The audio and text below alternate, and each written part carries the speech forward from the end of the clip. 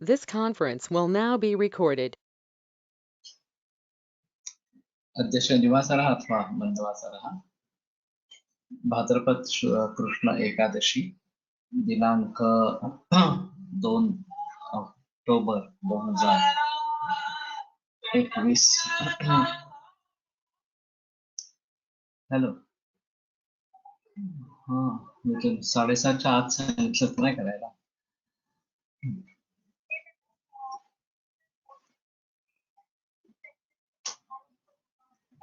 अरे बापरे.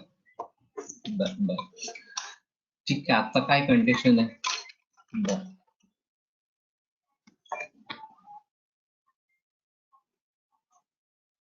100 आहे. बर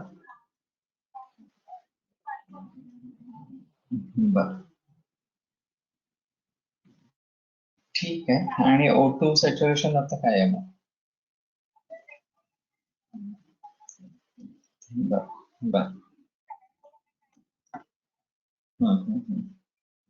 पण आता धाप लागली असं नाहीये की श्वसन चालू आहे व्यवस्थित.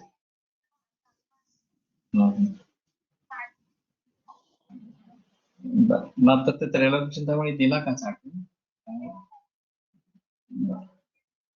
हा बर ठीक आहे. मॉनिटर पुन्हा 7:30 नंतर पण एकदा फोन. हा कंटिन्यू ठेवा. आता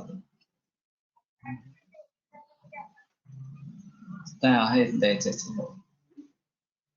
अभ्रक सहस्रकोटी पण चालेल ह्याच्यावर त्रैलोक्याची.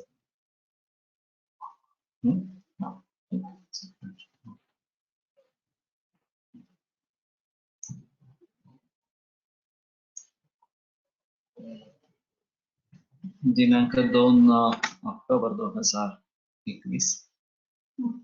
ताम्रभस्म शंखं चक्रं जलौकान् दधतमृतघटं चारुदोर्भिश्चतुर्भिः सूक्ष्मस्वच्छातिरुद्यां श्रुतपरिविलसन् मौलिमम्भोजनेत्रं कालाम्भोदोज्ज्वलाङ्गं कटितटविलसच्चारुपीताम्बराढ्यं वन्दे धन्वन्तरिं तं निखिलगदवनः प्रौढदावाग्निलीलम् ब्रह्मणो समारब्धा मात्रे याज्ञेषु पूजिता अस्मदाचार्यपर्यन्तां वन्दे गुरुपरम्पराम् आयुर्वेदरतं वन्दे माधवाख्यं महागुरुम् आयुर्वेदामृतं सर्वं शिष्येभ्यो यः प्रदत्तवान् द्रष्टाज्ञानी दृष्टकर्मा कृतकर्मा तथैव च अध्यापको विषक्श्रेष्ठो महान् संशोधकस्तथा गुणैरेतैः समुदितैः यत्कार्यं प्रतनोति सः समृद्ध्यर्थं हि कार्यस्य वयं प्रयतामहे सरस्वत्यै नमो यस्याः प्रसादात् पुण्यकर्मभिः बुद्धिदर्पणसङ्क्रान्तं जगदध्यक्षमीक्षते आत्रेयं प्रथमं वन्दे आयुर्वेदजगद्गुरुम् आयुर्वेदामृतं सर्वं गृहीत्वा सुरेश्वरात् अग्निवेशादिकेभ्यो यत्र यच्छत्मि सत्तमः प्रथमं तन्त्रकर्तारम् अग्निवेशं नमामि।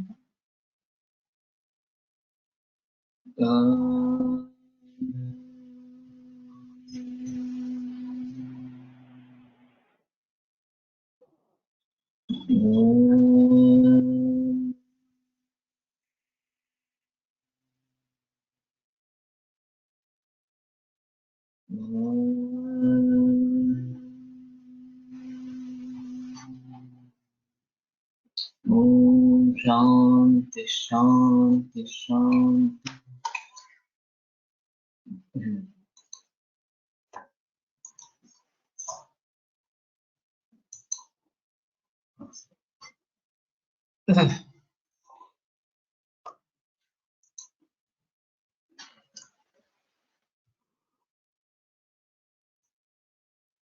दातारकडे लहान मुलांसाठी ताम्रभस्म मधासह घेण्याचं आहे मला ठीक है. मैंने कभी प्रयोग नहीं किया है लेकिन सोच सकते हैं. ओके. ऊर्ध्वाधः परिशोधन विषयकृत स्थौल्यापहं क्षुत्करं दुर्नाम क्षय पांडुरोग शमनम नेत्र्यम परम लेखन। तो नेत्रिय और पर लेखन इस प्रकार का है। नेत्र्यम परम और लेखन इस प्रकार का। अशुद्धम ताम्रम आयुर्घ्नं कांतिवीर्य बलापहं कांतिमूर्छा भ्रमिक्लेद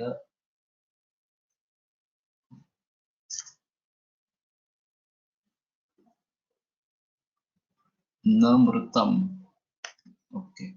कुष्ठ शूलकृत अशुद्ध जिसका मारण अच्छा नहीं हुआ है इस प्रकार का ताम्र आयुष का नाश करने वाला, कांति वीर्य बल इतना नाश करने वाला, वांति मूर्छा भ्रम और उत्क्लेद ये करने वाला, और कुष्ठ शूल करने वाला, कुष्ठ और शूल करने वाला, उत्क्लेद भेद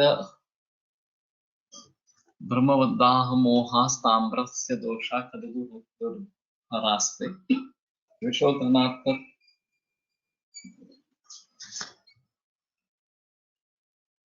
विगत स्वदोषम सुधा सौम्यस्यात् रसवीर्यवा। तो उत्क्लेद भेद ब्रह्म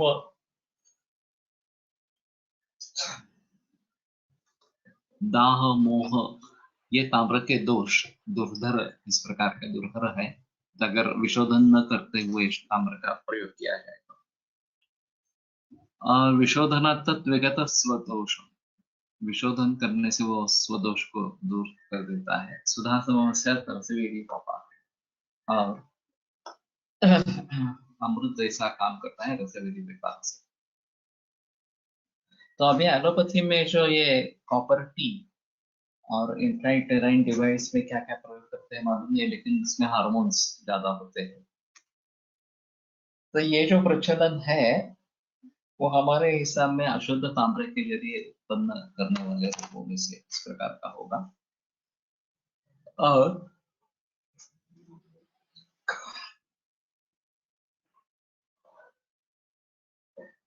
उन सभी को टालना ही उचित इस प्रकार का है।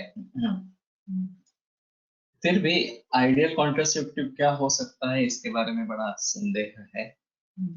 और कॉन्ट्रासेप्शन आज की गरज भी है, ये भी एक स्थिति है।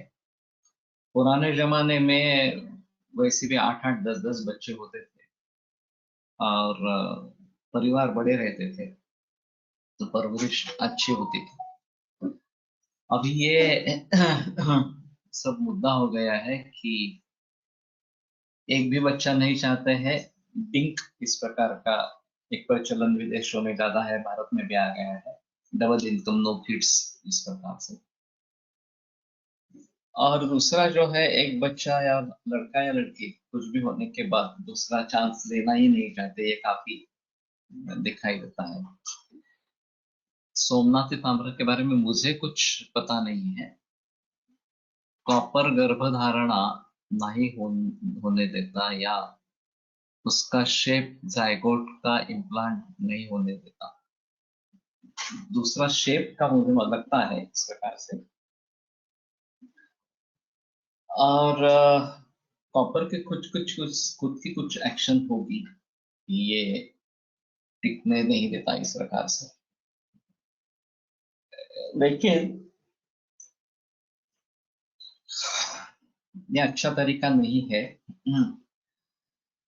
और वैसे श्योर शॉट क्या होगा ये कहने की ज्यादा मुश्किल है। श्योर शॉट तो उनके हिसाब में हार्मोनल ट्रीटमेंट ही है। और कंडोम का प्रयोग ज्यादा किया जाता है, लेकिन वो 100% सेफ नहीं है। तो 97% सेफ्टी बोलते हैं उसकी। तो फिर भी गर्भधारणा के चांसेस रहते हैं, इसलिए बाकी सब प्रयोग में लाया जाता है। तो योगात्मक में कुछ योग है और उनको भली भांति प्रयोग में लाना चाहिए, तभी उसके बारे में कुछ पता चले। लेकिन ये बड़ी समस्या है। और मैंने बताया था एक आदिवासी कम्युनिटी में एक प्रचलन था कि फ्री सेक्स बिफोर मैरिज और विवाह होने के बाद एक निष्ठा इस प्रकार से। तो उन्होंने पूछा कि अगर गर्भधारणा होती है तो क्या करते हैं। तो बोले गर्भधारणा होती नहीं है, वह कुछ वनस्पति का रस पीते हैं तो गर्भधारणा नहीं होती है, और शादी होने के बाद बंद कर देते तो फिर गर्भधारणा होती है। तो ये आइडियल कॉन्ट्रासेप्टिव होना चाहिए, लेकिन अभी उसके बारे में कुछ जानकारी नहीं। मैंने काफी पहले ये सब सुना था, मेरे ख्याल में 75-77 साल में ये मैंने सुना था इस प्रकार से। तो ये एक अभी जरूरत है, और किस ढंग से प्रयोग करेंगे ये थोड़ा सा देखना पड़ेगा। लेकिन कॉपर का इस तरीके से प्रयोग आधुनिक वैदिक में अभी कॉपर टी की वजह से किया जा रहा है, ये एक अहम मुद्दा है। और उसके दुष्परिणामों को कैसे टाले। वैसे कोई भी समर्थन नहीं करने वाला कॉपर टी का लेकिन ऐसा है कि लोग करके आते हैं, तो उसके बारे में कैसे सोचना है ये देखना पड़ेगा इस प्रकार से। तो वैसे कॉपर टी का प्रयोग होना ही नहीं चाहिए, हार्मोन्स का भी नहीं होना चाहिए, तो सिर्फ एक कंडोम ही रहता है मैकेनिकल बैरियर, वो 100% नहीं है। तो ये सभी चीजें प्री सेक्स बिफोर मैरिज के प्रचलन माध्यमों से समाधान असं नहीं आहे, पण इसको तरस करने विषय नहीं। ओके, तो थोड़ा अभी भी ढूंढ सकते हैं, तो शायद कुछ हाथ में लग जाए। लेकिन मुझे आशंका इस बात की है वो नेचुरल है, और लोग उसमें से कुछ निकालेंगे एक्टिव प्रिंसिपल और उसका सिंथेटिक के जरिए प्रयोग शुरू करेंगे, तो उसके साइड इफेक्ट्स होंगे। तो वनस्पति का रस ही अगर प्रचलन में लाया जाए, चाहे घनसार करके वगैरह ऐसा कुछ, तो ठीक रहेगा। तो ये बड़ी खोज होगी इस प्रकार से अगर लाया जाता है बाजार में, तो ये बड़ी खोज होगी। तो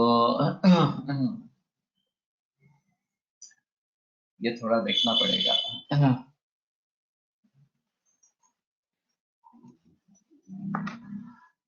ठीक है, तो कहने का तात्पर्य अर्थ ये है कि अशुद्ध ताम्र नहीं प्रयोग में लाना चाहिए, या हमारी जो नहीं है, मृत नहीं है, वो भी नहीं लाना चाहिए इस प्रकार से। तारम ताम्रम क्षाराम्ल संयुक्तम द्रावितम दत्तगैरिकम निक्षिप्तम महिषी तक्रे क्षगणे सप्तवारकम पंचदोष विनिर्मुक्तम सप्तवारेण जायते। तो क्षाराम्ल संयुक्त करके उसको पतला करना है, और दत्त गैरिक उसमें गैरिक डालना है, निक्षिप्तम महिषी तक्र, और फिर उसको महिषी तक्र छगणे, छगण क्या है मालूम नहीं है। छगणे करीशे, तो ये पुरुष है गाय का या घोड़े का। पंचदोष विनिर्मुक्तम, ये 7 बार करना है। पंचदोष विनिर्मुक्तम सप्तवारेण गाय, तो 7 बार करने से पंचदोष विनिर्मुक्त इस प्रकार का हो जाता है। तो शायद हाँ, जिनने इस प्रॉपर्टी की वजह से प्रॉब्लम हुए हैं उनके लिए ये अच्छा इस प्रकार का रहेगा। तो उसके दोष दूर करने के लिए ये अगर करते हैं तो ज्यादा अच्छा इस प्रकार का है। ताम्र निर्मल पत्राणि लिप्त्वा निम्बम्बु सिंधुना धात्वा सवीरक क्षेपात् विशुद्ध्यति अष्टवारतः। तो निर्मल पत्र ताम्र के, नींबू अम्बु सिंधु, तो नींबू का स्वरस और सेंधा, इसका लेप करके महात्मा सौवीरक क्षेपा, और मापन करके उसमें अगर सौवीरक डालेंगे तो शुद्धति अष्टवार, विशुद्धति अष्टवार, तो 8 बार करने से शुद्ध इस प्रकार का होता है। निम्बोऽम्बुपटुलिप्तानि तापितानि अष्टवारकं विशुद्धन्ते अर्कपत्राणि निर्गुण्ड्या रसमुच्चना। तो नींबू अम्बू और पटु लवण इस प्रकार का लेप करके तापितानि अष्टवारकम 8 बार गर्म करेंगे। विशुद्धन्ते अर्कपत्राणि, अर्क यहाँ सूर्य के सभी नाम ताम्र को दिए जाते हैं। तो अर्कपत्र ताम्रपत्र है। निर्गुंड्या रसमुंजना, निर्गुंडी के रस में अगर उसको डालेंगे तो ये शुद्ध होता है। सिंपल है थोड़ा सा और इजीली अवेलेबल इस प्रकार का है। गोमूत्रेण पचेद्यामं ताम्रपत्रं दृढाग्निना शुध्यते नात्र संदेहो मारणं चाप्यथ चोच्यते। तो ये भी सिंपल है। गोमूत्र में पचेद्यामं रामपत्रं दृढाग्निना, तो दृढाग्नि से गोमूत्र में 3 याम, एक याम के लिए पचन करे और शुद्धते नात्र संदेह, तो उसमें शुद्धि उत्तर हो जाती है, संदेह। जंबीर रस संपिष्टम रसगंध कलेपितम शर्वपुत्रम शरावस्थम विकुटे जाति पंचनाम। नींबू से तांबे के बर्तन साफ करने चाहिए इंस्टेड ऑफ पीतांबर। पीतांबरी में क्या है मुझे मालूम नहीं है लेकिन पुराने जमाने में तो यही करते थे, इमली या नींबू इसका प्रयोग करते थे ताम्र स्वच्छ करने के लिए। तो लेकिन पीतांबरी ने काफी मार्केट उस सब जमाने में कैप्चर किया था और अभी भी शायद वो लीडर है इस प्रकार से। अथवा मारितन, गंभीर रस संपिष्टम रसगंधक लेपितम, तो पारद और गंधक का लेप गंभीर रस में पेषण करके शुल्कपत्रम सरावस्थम, और फिर शराब में 3 फूट देने से पंचताम, तो उसका भस्म हो जाता है। तो ये भी आसान है वैसे।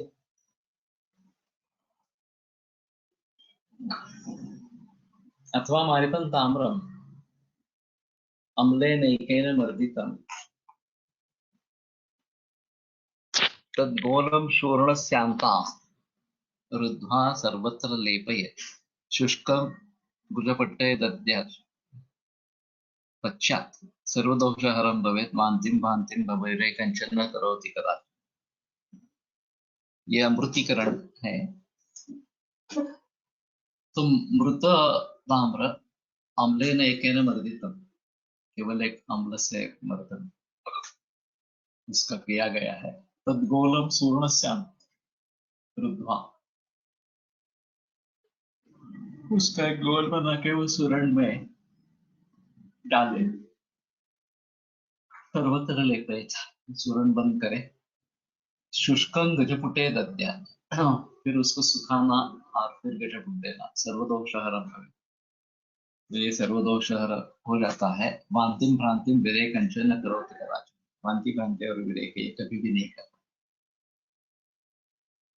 तो ये बात हो सकती है कि सुरण का प्रयोग किया जाए ताम्र की, अशुद्ध ताम्र के सेवन से अगर दोष उत्पन्न होते हैं तो मैं करता हूँ सुरण वटक ही देता हूँ, तो ये अच्छा काम करता है।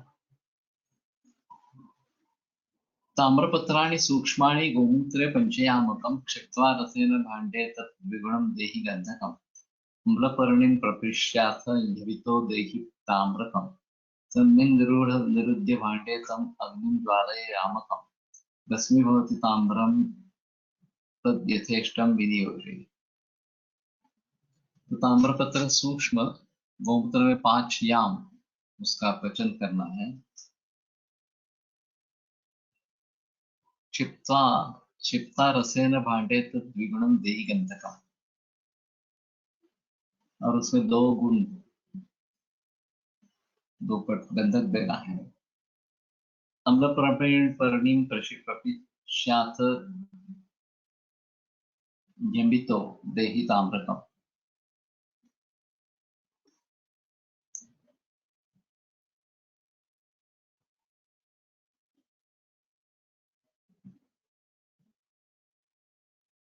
सम्यन्निरुध्य भाण्डे तन् अग्निं ज्वालयामकम्।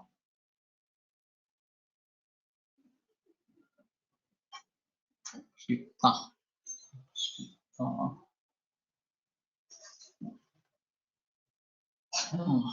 ये स्त्रीलिंगी रूप क्यों आया है? क्षिप्तम रसेन भाण्डे तद् द्विगुणं दहितं गन्धकम्।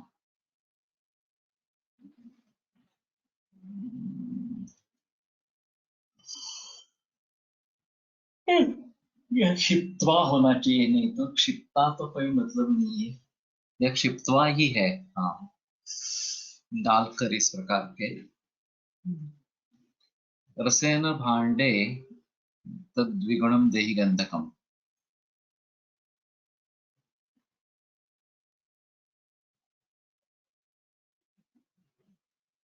रसेन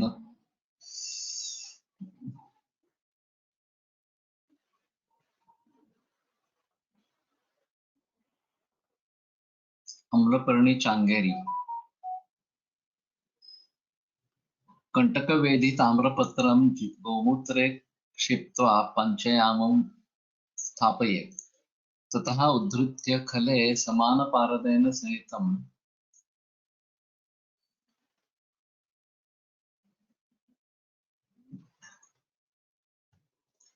ताम्राद्विगुणं गंधकं दत्वा। तो समान पारद से पहले करना है और ताम्र का द्विगुण गंधक देना है। संवर्ध्य चांगरी करते हैं तो सरस गंधकम ताम्रपत्रम लेपे।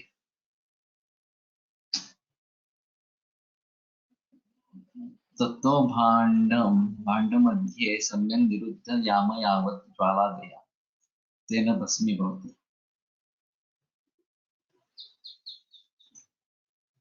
तो कंटक वेदी इस प्रकार के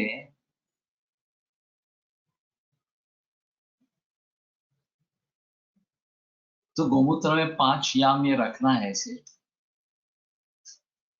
और रस्य में भाण्डे तद्विगुणं देहि गंधकम अम्लपर्णी प्रपिष्याथ।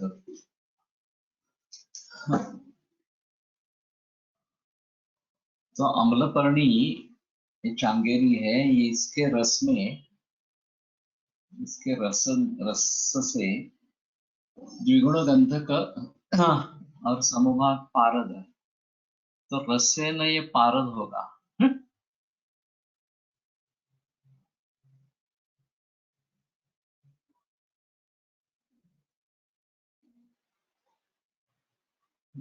रस से न तृतीया क्या?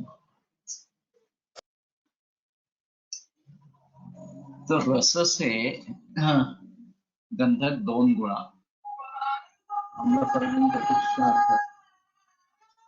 और ये हेलो हेलो हेलो हाँ है हाँ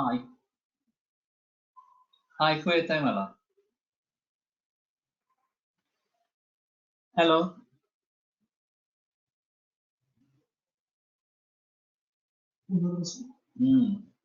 सीधे से जा रहा है।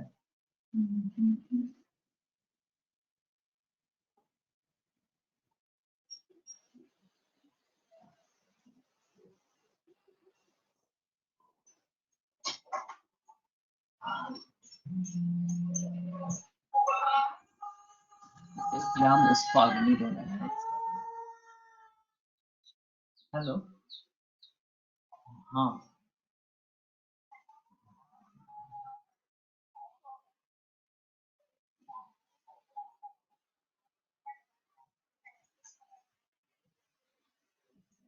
सर, श्वसन बीपी काय डिटेक्ट होतच नाही का? ती बंद झाली। बरं हाँ पीपल रिस्पॉन्स पण नाही आहे। तर ठीक आहे एकदा हाँ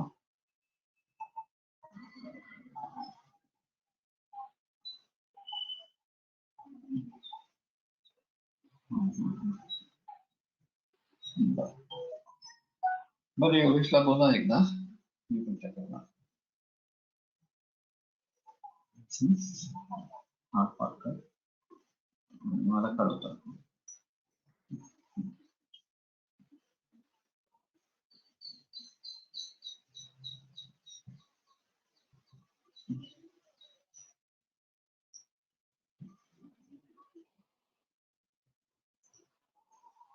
हाँ ठीक है, आज यहीं पे रुकते हैं, सोमवार को मिलेंगे. आयुर्वेद प्रकांडो निगदित शल्यतंत्र प्रधानः शिष्येभ्यः शाश्वतोऽयं निखिलजनकृपा व्याप्तचित्तेन येन आयुर्वेदस्य वाञ्छन् पुनरपि भुवने काञ्च सुप्रतिष्ठान् श्रेष्ठं धन्वन्तरिं तं प्रणमति च सदा वैद्यवर्गो हि नूनं वैद्यवर्गो